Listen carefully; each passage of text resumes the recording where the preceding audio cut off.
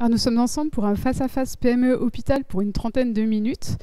Tout d'abord, merci au professeur Eric Vibert et Alexandre Le Guilcher d'être venus jusqu'au studio de Cap Digital pour cette édition un peu spéciale de TIC et Santé à l'occasion du salon Santé Expo virtuel.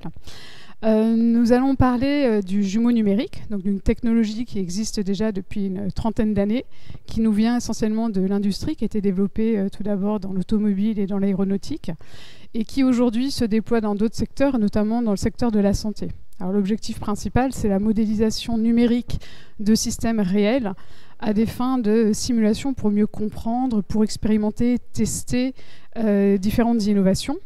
Aujourd'hui, on a des cas d'usage assez variés dans la santé, avec des modélisations de molécules pour tester des nouveaux médicaments, avec de la modélisation d'organes, on va en parler, pour préparer des interventions chirurgicales, pour modéliser finalement l'anatomie d'un patient, et des projets un peu plus génériques qui visent à modéliser des parcours, cette fois, pour y intégrer des données de sources beaucoup plus multiples que l'imagerie médicale, à des fins de personnalisation de la prise en charge et des parcours patients.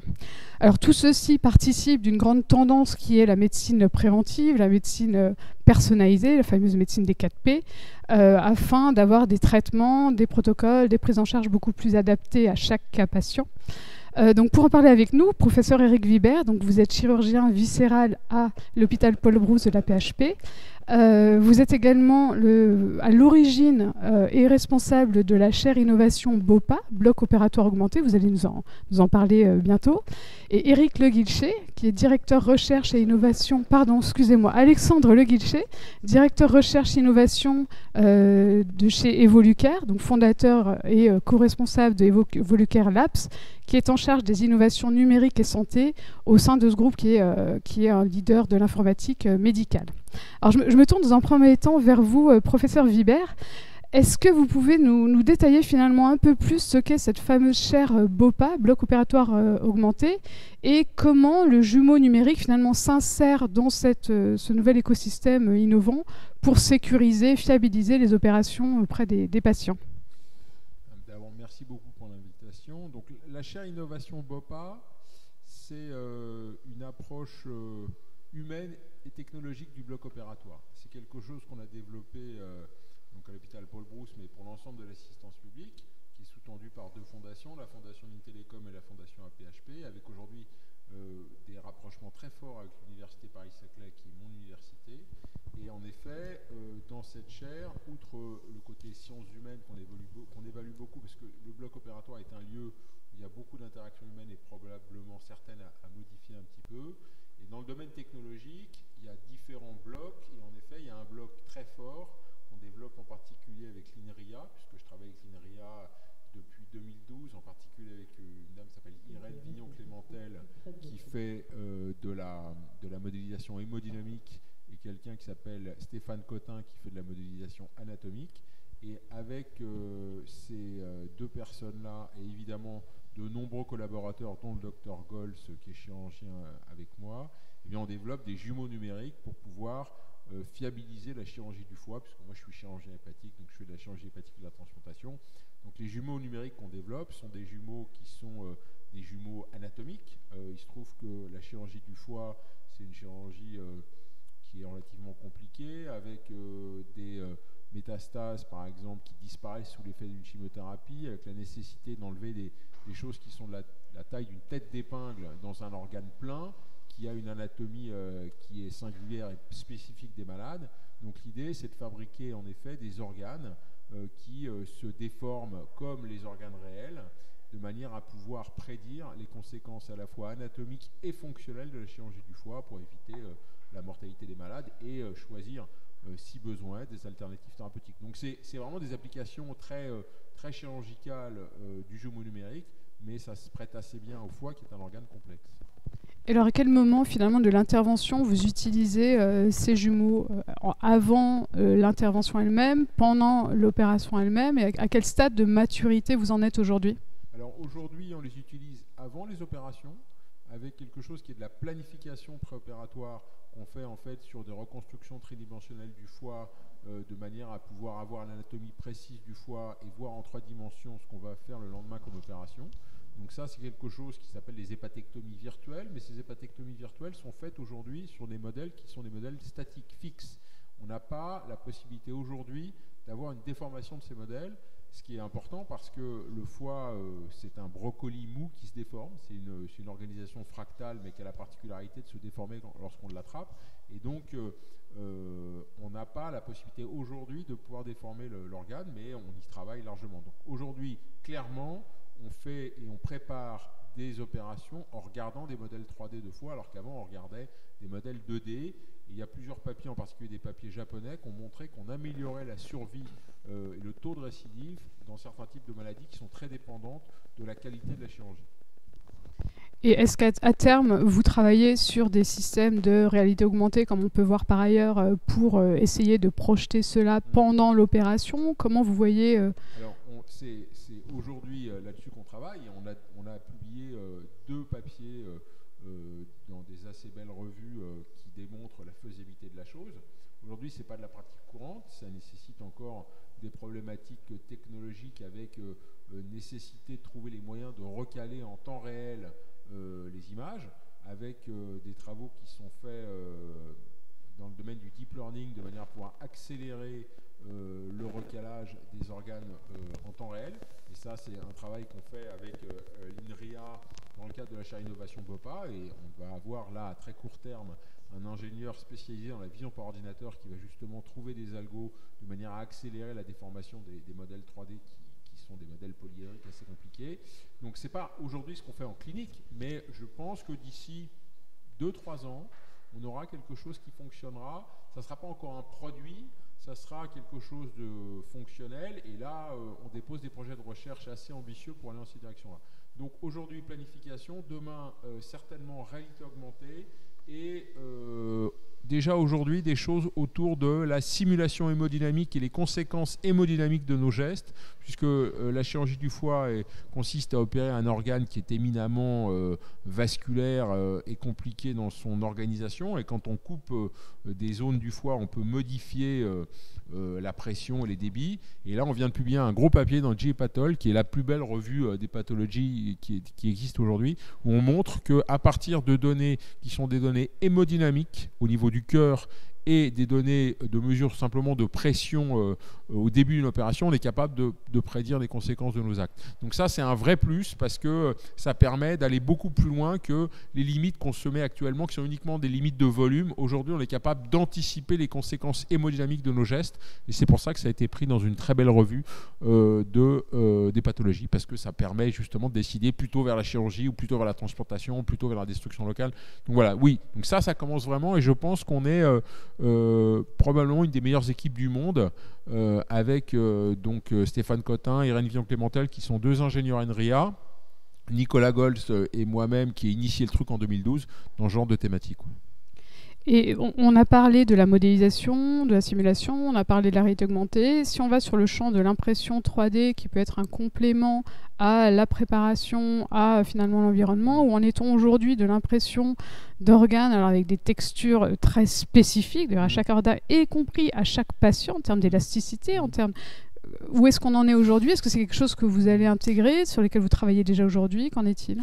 En fait, c'est quelque chose auquel je ne crois pas à moyen terme dans le domaine de la planification des chirurgies. Pourquoi? Parce que justement, c'est dur. Et qu'aujourd'hui, même avec des nouvelles imprimantes 3D, dans mon métier en tout cas, c'est très difficile, parce qu'on ne retrouve pas des textures qui sont les mêmes textures que celles qu'on peut avoir avec un foie, parce qu'un foie, c'est mou, ça se déforme. Et donc, on n'arrive pas à faire ça. Donc, et en plus, le problème de l'impression 3D, c'est qu'une fois qu'on a le bloc en question, si on veut le couper en 2, on l'a coupé et puis c'est fini. Alors que l'avantage de ces objets virtuels avec lesquels on va pouvoir interagir dans des environnements 3D, probablement d'ailleurs avec des gants haptiques qu'on est en train de développer, ça va être de pouvoir recommencer l'opération si on n'est pas coupé au bon endroit. Donc aujourd'hui, on utilise ces modèles 3D pour fabriquer nos modèles de VR, parce qu'on a besoin d'avoir des organes qu'on peut découper en tous les sens, regarder en tous les sens, etc. Mais pour moi, ce n'est pas une solution, en tout cas dans mon métier. Peut-être qu'en orthopédie, en chirurgie ORL, où c'est des durs, là c'est plus intéressant. Mais dans mon métier, je pense que c'est un outil de recherche, mais ce n'est pas un outil en soi. D'accord, donc pas mal de développement encore en cours pour aller jusque-là. Je me tourne maintenant vers Alexandre Le Guilcher. Au-delà de tout ce qui est modélisation des organes, de préparation des chirurgies, vous travaillez, je crois, plus spécifiquement sur la modélisation de parcours, c'est-à-dire que l'idée, c'est d'enrichir des données médicales, cliniques, avec d'autres données, des protocoles, afin de personnaliser la prise en charge. Alors, je crois qu'il y a plusieurs projets sur lesquels vous êtes, mais est-ce que vous pouvez nous parler de celui-là, peut-être en premier ? Tout d'abord, voir comment finalement on produit du jumeau numérique finalement de l'organe et qu'on va jusqu'au parcours pour une médecine de parcours finalement beaucoup plus personnalisée. Alors oui, tout à fait. Dans jumeau numérique, en fait, on peut embarquer plein de notions. Donc ça peut être de la modélisation d'organes comme ça pour s'entraîner et simuler une opération. Nous, chez Evolucare, on est spécialiste du dossier patient informatisé. Donc on manipule surtout les données non-images, on va dire, qui peuvent caractériser le patient. Alors on a aussi une branche d'imagerie, mais justement ça nous donne une vue un petit peu globale de tout ça. Et ce qu'on va appeler jumeau numérique chez nous, c'est plutôt le profilage du patient. Et on en revient à la médecine personnalisée, hein, c'est-à-dire comment on va pouvoir caractériser un patient par ses données. Donc on transpose les caractéristiques du vivant, du biologique en données. Alors, ça va commencer par la génomique, mais en fait on va parler de toutes les données omiques, donc la génomique, la protéomique, l'anatomique, la radiomique. Tout ça, ce sont des données qui vont permettre de caractériser le vivant. Et avec l'ensemble de ces données, on va profiler le patient pour dégager, pour le classer après chaque patient dans un certain type de profil et adapter, on va dire, la prise en charge du patient. Ça peut être du diagnostic, ça peut être du thérapeutique, ça peut être du suivi patient, mais tout ça, on va l'adapter en fonction du profil du patient. Voilà. Et donc nous, en effet, on a plusieurs projets dans Evolucare Labs, et le point commun de la plupart de ces projets, c'est justement d'être basé sur le profilage du patient. Sur certains projets où on va vraiment parler de recherche sur des biomarqueurs pour essayer de savoir pourquoi un patient va répondre plus ou moins bien à un traitement thérapeutique, on va avoir un profilage assez fin et on va justement manipuler du génomique, protéomique, anatomique. Sur des données, sur un autre type de projet, par exemple, on a un projet qui s'appelle Smart Angel, où là on est sur du suivi patient connecté post-opératoire. C'est-à-dire que le patient sort, soit en ambulatoire et on lui donne une tablette et des objets connectés et il va répondre à des questions qu'une infirmière virtuelle va lui poser, soit en intra-hospitalier où là on va lui mettre des capteurs, il va être passif et on va quand même on va dire capter toutes ces informations sur un serveur. Maintenant, si on ne profile pas et qu'on a des mêmes règles d'alerte, quel que soit le patient en bout, en fait on va plus créer du bruit. Et ça va être un système inefficace parce que si on alerte, s'il y a 90% de fausses alertes, le système forcément ne peut pas marcher. Donc il faut justement profiler au moins les seuils parce qu'on ne va pas régler les seuils sur un problème cardiaque de la même façon sur un sportif qui vient de se faire opérer du genou que sur une personne âgée multipathologique. Donc en ça, on peut considérer que ce profilage, c'est une sorte de transposition du vivant dans du numérique qui permet de mieux suivre et d'avoir des modèles adaptés. Donc en fait, on fait des jumeaux numériques de clusters de patients pour adapter, personnaliser par rapport à ces types de profils. Et au fur et à mesure que vous allez faire tourner les modèles, j'imagine que vous allez faire des sous-groupes de chaque groupe pour affiner, peut-être en fonction de nouvelles caractéristiques patients ou protocoles d'ailleurs, en fonction de l'évolution de la science, pour adapter davantage encore le traitement, c'est ça ? C'est ça, en fait, plus on aura de données, plus on a des chances de tomber sur des données qui vont nous permettre de caractériser certains comportements, certains profils et d'affiner justement ce profilage. Après, on pourrait considérer que chaque individu est singulier, donc on pourrait mettre un profil par personne. Pour l'instant, on n'en est pas là, mais on va y aller progressivement en fait. Voilà. Et alors après, on a un autre projet où on peut parler aussi de profilage et de jumeaux numériques, c'est sur l'œil. Où pareil, on peut caractériser la typologie d'une rétine et des lésions qu'on va trouver sur cette rétine. Ça, c'est un projet qu'on appelle OFTAI. OFTAI, d'ailleurs, c'est un produit maintenant qu'on met sur le marché, qu'on a fait avec l'INSERM et l'Université de Bretagne occidentale, avec le laboratoire LATIM et la PHP.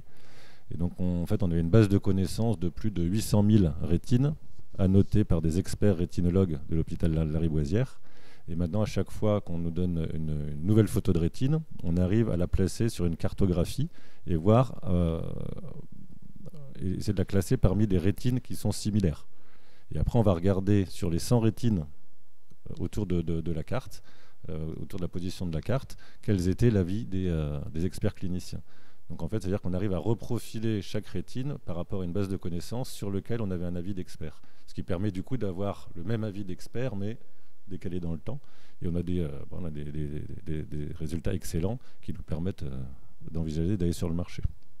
Alors, je vais être très provocateur, là je vais dire, dans un certain sens, finalement, cette imagerie annotée, c'est une sorte de jumeau numérique du soignant, en tout cas une modélisation de la connaissance pour essayer de l'appliquer, pour aider aujourd'hui à augmenter le médecin. Finalement, jusqu'où vous pensez que ce type de solution peut aller dans le prédictif, voire dans le prescriptif aujourd'hui, dans l'analyse, le diagnostic, la prescription d'un traitement de manière automatique? Où est-ce que ça en est? On a vu ça dans la rétinopathie diabétique, je crois, notamment aux États-Unis. Alors nous, justement, Oftai, là, ce qu'on met sur le marché, c'est une solution qui permet de dépister donc, les risques de rétinopathie diabétique, mais on peut déjà, avec la technologie, connaître le niveau de sévérité de la maladie et donc la conduite à tenir. Donc déjà, c'est plus un constat. On peut donner aussi une information au patient, c'est quel est ce qu'on va lui suggérer comme attitude. Est-ce qu'il faut aller voir un ophtalmologue en urgence si on a une rétinopathie par exemple, proliférative, ou si on peut aller le voir tranquillement dans 3 à 6 mois. Donc ça déjà, ça donne un petit côté prédictif. Et après, on travaille plus particulièrement, par exemple, sur un projet RHU là, auquel on participe, Evired, qui s'appelle. Et là, on va justement utiliser de l'imagerie et de la donnée non-image pour essayer justement d'avoir le maximum d'informations sur chaque patient. Alors, ce ne sera pas un rétinographe qui se veut le moins cher possible pour pouvoir faire du dépistage massif de population. Au contraire, là, on a pris les meilleures machines. Donc, on prend des photos grand champ et des OCT angio. Donc on n'est pas du tout sur la même approche. Mais là, l'objectif, c'est de suivre une cohorte de 5000 diabétiques pendant 5 ans, qui vont du coup venir plusieurs fois. Donc on va faire des images dans le temps. Donc on va avoir une caractéristique de ce jumeau numérique, tel qu'on le décrit avec ces données-là, à plusieurs intervalles dans le temps. Et l'objectif, c'est de voir si à partir de la première image, on peut prédire où on en sera dans 5 ans. Et du coup, adapter la thérapeutie. Donc en fait, on est sur du prédictif, voire du prescriptif. Bon, Alors, un médecin, quand il voit un patient, donc il ne voit pas juste un organe, il ne voit pas juste une pathologie, il voit un patient dans son environnement. Dans tout ce que vous décrivez en termes de parcours, finalement, pour aller de plus en plus vers un diagnostic, finalement, quelles sont les données que vous allez peut-être ajouter au fur et à mesure pour mieux caractériser? C'est-à-dire, est-ce que l'idée, c'est de rajouter des données environnementales? Vous parlez d'un sportif, on ne va pas le traiter de la même manière qu'une personne âgée qui est très sédentaire. Est-ce que l'idée, c'est d'intégrer potentiellement plus tard des données d'activité physique, de nutrition, d'environnement, d'allergènes, ce genre de choses, pour aller plus loin dans la clusterisation de vos patients? Un patient sportif dans une zone extrêmement polluée ne sera peut-être pas traité de la même manière qu'un patient dans une zone qui n'est pas du tout grand air à la montagne, en termes de taux d'oxygène, etc. Est-ce que ça, c'est des choses qui sont trop complexes, qui sont dans les tuyaux, ou ça en est aujourd'hui? Alors, je dirais plus on a de données, plus normalement on peut trouver des choses dans les données. Mais c'est vrai qu'au niveau, ça c'est un des freins, si on en reparle après, c'est l'accès justement aux données et aux données de qualité. Parce que si on a trop de données mais qui ne sont pas homogènes, de toute façon on ne pourra pas en retirer un modèle. Donc voilà, il faut... alors, je me souviens un peu vous pouvez faire répéter la question du coup. C'est de savoir finalement, aujourd'hui vous êtes focalisé sur la numérisation donc, de données patients, vous avez ajouté des données via des objets connectés, des dispositifs médicaux, vous avez numérisé le protocole. Finalement, est-ce qu'il y a des données externes au parcours de soins que vous allez ajouter pour faire ce profilage finalement de patients, pour mieux adapter le protocole par rapport à son environnement total, quoi? Alors, on n'en est pas vraiment là. C'est ce que je dis. Ouais, plus il y a de données quelque part, plus on a de chances de trouver quelque chose. Après, il y a des données qui ont l'air d'être plus pertinentes que d'autres. Donc c'est là où on parle de recherche avec a priori ou sans a priori. Nous, en tant que scientifiques, on aimerait dire, en prenant toutes les données, on cherche et on verra bien ce qu'on trouve. Alors que le médecin qui a déjà eu une éducation médicale et qui connaît plus le sens des choses comparé à nous, en termes d'IA, va plus rester sur les données apprises et sur le côté déjà empirique acquis. Donc on sait que telle donnée ou telle information va avoir tel sens quand on va la prendre en compte. Alors Et c'est pour ça que dans les projets de recherche, c'est assez difficile de dire, nous on aimerait prendre des données même qui n'ont pas de sens, parce que sur un malentendu, justement, on pourrait y trouver du sens. Mais du coup, on en revient à dire, c'est aussi un problème de dire, moi je veux toutes les données d'un patient, parce que là on en vient sur qu'est-ce qu'on va faire le risque, quoi, le RGPD, le règlement sur les données de santé, parce que tout avoir pour chercher, bon. Corrélation n'est pas toujours causalité. Alors, on a touché du doigt effectivement des premiers freins. J'aurais voulu peut-être balayer avec vous les freins que vous rencontrez dans vos projets respectifs.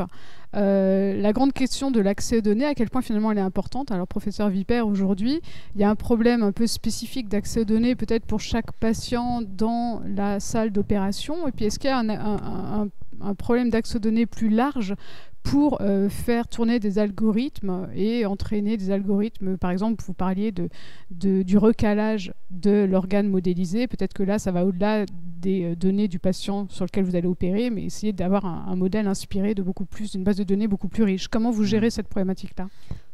Alors, les données, il se trouve que je travaille à l'assistance publique des hôpitaux de Paris et qu'il y a un truc extraordinaire qui s'appelle l'entrepôt de données de santé.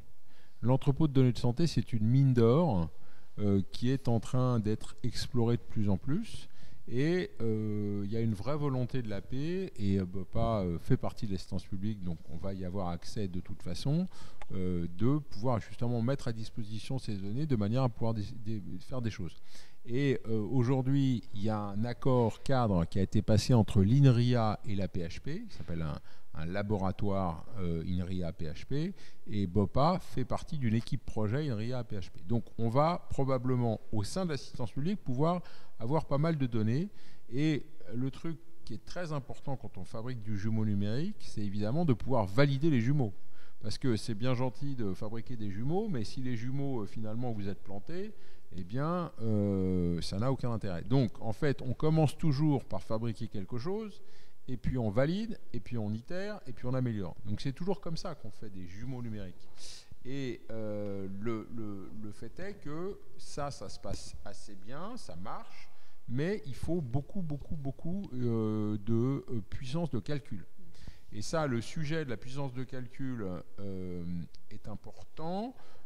Et aujourd'hui, sur les serveurs de l'AP et sur les machines de l'assistance publique, on n'a probablement pas assez de puissance de calcul pour pouvoir faire tourner des gros algos comme ça. Donc, ça nécessite justement des collaborations avec des choses comme l'INRIA, où là, en effet, il y a de la puissance de calcul pour pouvoir faire des choses comme ça.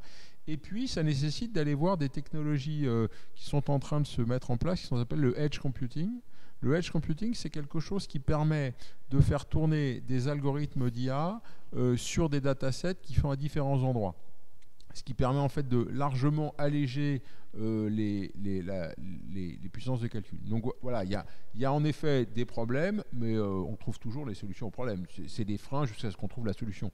Voilà, donc oui, il y a des freins, et le problème, c'est finalement beaucoup plus un problème de volonté, plus qu'un problème technologique. Si on a envie de la faire, on peut le faire, mais après, il faut mettre l'argent pour, et puis il faut mettre les ordinateurs qui vont avec, mais on peut le faire.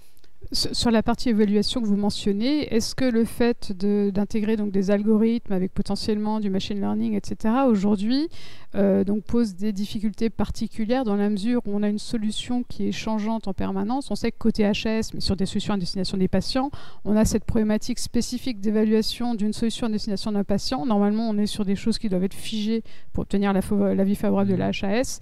Et donc, on peine un peu à trouver des critères d'évaluation de ces algorithmes qui font finalement que la solution change en permanence. Aujourd'hui, comment vous intégrez cette problématique d'évaluation dans vos essais ou dans vos expérimentations? En fait, le truc, c'est que je pense qu'il faut commencer par comprendre que intelligence artificielle, ça n'existe pas en fait. En fait, le mot intelligence de l'intelligence artificielle, c'est le même que CIA. C'est un faux ami. Je pense que la vraie bonne définition de l'intelligence artificielle, c'est intelligence auxiliaire, intelligence associée. C'est quelque chose qui va vous donner la possibilité de prendre une décision plus rapidement, peut-être différentes de celles que vous avez prises. Donc, il ne s'agit surtout pas de prendre des décisions uniquement en fonction de ce que vous dit l'IA. Ce qui va se passer, c'est que vous allez avoir l'œil attiré par quelque chose et vous allez prendre une décision qui va être potentiellement différente ou plus rapide. Donc c'est ça qu'on va évaluer en fait. On va évaluer le delta qu'il va y avoir entre justement la décision qui a été prise et ce qui aurait été pris sans... Alors, est-ce que ça permettra de valider in fine l'intérêt des produits type algorithmique? Je pense que c'est la seule bonne manière de faire et de vérifier que in fine, si le bonhomme avait pris une décision différente, le résultat a été moins bon, et pour ça on se basera vraisemblablement sur des séries historiques où on va pouvoir voir que le type va plus vite pour pouvoir découvrir des nodus supplémentaires, etc.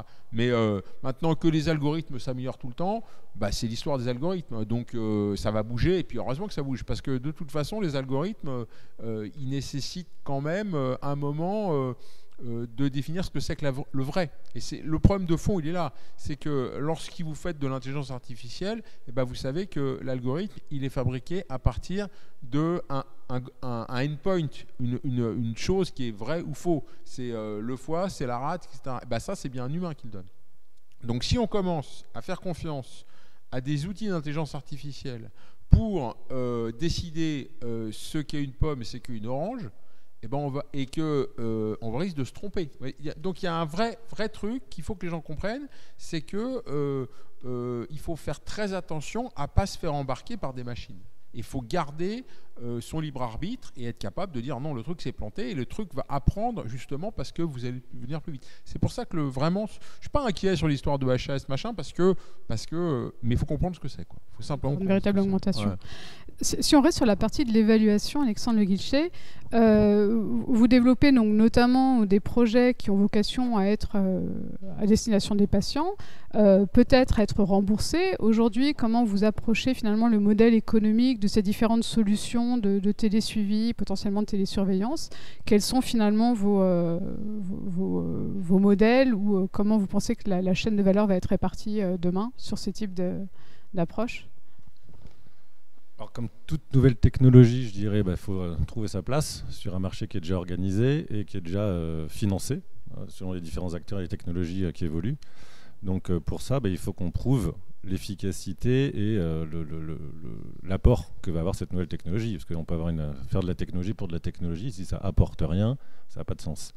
Donc pour ça, il faut qu'on fasse à chaque fois des études cliniques pour montrer l'efficacité médicale, et des études médico-économiques pour simuler l'usage de cette technologie dans une nouvelle chaîne, une nouvelle organisation du soin. Après, pour reprendre un peu le sujet de l'évolution des algorithmes, on n'est pas sur... un algorithme d'intelligence artificielle d'aide à la décision, c'est un dispositif médical, donc il y a une réglementation européenne, puis sur d'autres continents, d'autres réglementations. Mais en tout cas, c'est sûr que l'algorithme, on ne le laisse pas évoluer et vivre sa vie comme ça pendant l'usage clinique. C'est-à-dire qu'on va utiliser des données qui viennent d'experts, parce que l'intelligence artificielle, en fait, c'est la retranscription de l'intelligence humaine dans un algorithme, mais qui est capable d'orienter, de prendre une décision comme si c'était un humain. C'est-à-dire qu'il va, sur une rétine qu'il n'a jamais vue, il va quand même réussir à prendre une décision qui s'apparente à celle de l'humain, parce qu'il va rechercher les mêmes caractéristiques. Le raisonnement est un peu le même. C'est pour ça qu'on parle de réseau de neurones, et on peut faire un parallèle quand même avec l'organisation cérébrale. Donc il faut une très bonne base d'apprentissage. On va réussir à reprendre la substance, c'est-à-dire que l'expertise humaine qu'il y avait dans cette base, et la retransposer dans une sorte de cerveau numérique. Et après, on va tester. Donc, on va faire une étude clinique pour s'assurer que le cerveau numérique, ce qu'on a fait, ce modèle, répond bien sur l'usage, déjà sur des bases rétrospectives, et après sur des bases prospectives sur le terrain. Mais à chaque fois qu'on va l'utiliser après en usage clinique, ce sera un algorithme figé. Et après, si on utilise des retours terrain, parce que c'est ça qui est intéressant quand même, c'est continuer à utiliser des retours terrain pour essayer de l'améliorer, mais ça, on va emmagasiner de la nouvelle expérience pour faire une nouvelle version qu'on réévaluera et qu'on remettra sur le marché après. Donc c'est séquentiel, c'est pas en continu. Et après, ce qu'il faut quand même voir aussi, j'allais dire par exemple sur le Optaï, notre solution, c'est qu'on arrive à donner le niveau expert rétinologue formé au dépistage aux opérateurs qui vont l'utiliser sur le terrain. le sens de tout ça, c'est de donner à un opérateur un niveau qu'il n'avait pas forcément. Donc après, si l'opérateur réinjecte ce que lui pensait dans la boucle d'apprentissage, on va plutôt reprendre à terme le niveau de l'opérateur. Donc on est quand même à un moment, si on a fait une étude clinique propre, méthodologique, on peut aussi donner de la confiance à cet outil. Mais il ne faut pas faire n'importe quoi, j'en conviens. Mais après, il y a aussi l'évolution des mœurs. Mais moi, je pense que, tout comme les voitures sans pilote, ou voilà, on arrive dans ce monde-là, quoi. Alors, on arrive à la fin du temps qui nous était imparti. Peut-être en guise de conclusion, comment voyez-vous l'évolution alors, du jumeau numérique, pas forcément de manière, on va dire, conceptuelle, mais finalement sur vos domaines d'application spécifiques? Est-ce qu'à horizon 5 ans, on va arriver à avoir un jumeau virtuel d'un organe qu'on va arriver à découper, recaler grâce aux algorithmes d'intelligence artificielle? Finalement, quel est l'horizon de ce genre d'innovation de rupture quand même? Alors, je pense qu'on aura des organes, ça c'est possible, mais on sera assez loin des jumeaux corps entiers. On a un peu de temps avant qu'ils se reproduisent. Hein. Donc voilà. Donc oui, on va reconstruire des organes. Oui, on va pouvoir simuler des choses à l'échelle macro et microscopique. Et ça va permettre de résoudre des problèmes. Mais je pense quand même que considérer que l'intelligence humaine, c'est uniquement régler des informations, c'est réducteur. C'est pour ça que le terme de intelligence artificielle, et quand tu parles de cerveau artificiel, je pense que c'est une vision réductrice de l'homme. J'ai un père neurophysiologiste qui, dans les années 70, a fait les premiers réseaux de neurones artificiels. Et voilà. Donc je pense qu'on n'est pas uniquement un truc pour traiter des datas. C'est plus compliqué que ça. Mais il y a une partie des choses que les ordinateurs font. En tout cas, les jumeaux numériques, j'espère qu'ils ne vont pas se reproduire tout seuls, quoi. Et alors l'expertise dans la poche, à quand? Juste pour rebondir sur ce que vous dites, c'est en effet ça. Quand je disais que c'était un cerveau numérique, c'est parce que moi je fais on va dire la transposition entre le réseau de neurones biologiques et le réseau de neurones digital, on va dire. Et c'est surtout donc c'est une nouvelle façon de faire de l'informatique. On va pas coder la logique pour arriver à la finalité de l'algorithme. On va coder une capacité à apprendre. Donc c'est un peu comme le cerveau. Moi, en fait, je me suis mis là-dessus au moment où j'ai eu des enfants, et c'était marrant de voir le parallèle où on apprend, on répète. Et c'est par l'échec qu'on apprend, mais c'est la même chose, le cerveau numérique. C'est-à-dire qu'on va lui dire « Qu'est-ce que tu penses de cette rétine ?» Il va dire « Pathologique », on fait « Non ». Donc il va régler des poids différents entre les neurones. Donc c'est vraiment une... Oui, c'est vrai ce que tu dis, mais il y a une phrase d'un mathématicien, je ne sais plus qui c'est, qui disait un truc. La différence entre un réseau, une intelligence artificielle et une intelligence humaine, c'est que l'intelligence humaine a besoin de très peu de données pour décider. Et ça, à mon avis, c'est très vrai. Et c'est pour ça que j'entends tout à fait ce que tu dis. Hein. C'est vrai, il y a des liens entre... Mais si tu veux, là où il y a des liens, c'est justement dans la... On ne comprend pas comment ça marche, mais ça marche. C'est un peu comme la cervelle. Mais je pense que la cervelle a encore quelques belles heures devant elle, devant les ordinateurs. Disons que ça marche très bien pour répondre à des questions très pointues, mais ça manque de discernement. C'est-à-dire que voilà, si faut le savoir. Il suffit qu'on n'avait pas pris en compte certains types de données qui rentraient dans le process, le mécanisme, et dans ce cas-là, on est à côté. Et effectivement, il faut aussi se garder du tout technologique, de la béatitude, finalement, de la numérisation ultime du patient qui deviendrait une sorte d'avatar qui vit dans une matrice complètement numérisée. Là, on est dans C'est peut-être notre cas d'ailleurs. Il y a un bouquin récent qui vient de sortir. On est peut-être ça, on est peut-être des avatars en fait. Ce qu'il y a au-dessus. C'est un magnifique mot de conclusion. Je vous remercie encore infiniment d'être venu jusque-là. Et bon courage dans la suite de vos projets. Merci encore. Merci à vous. Merci.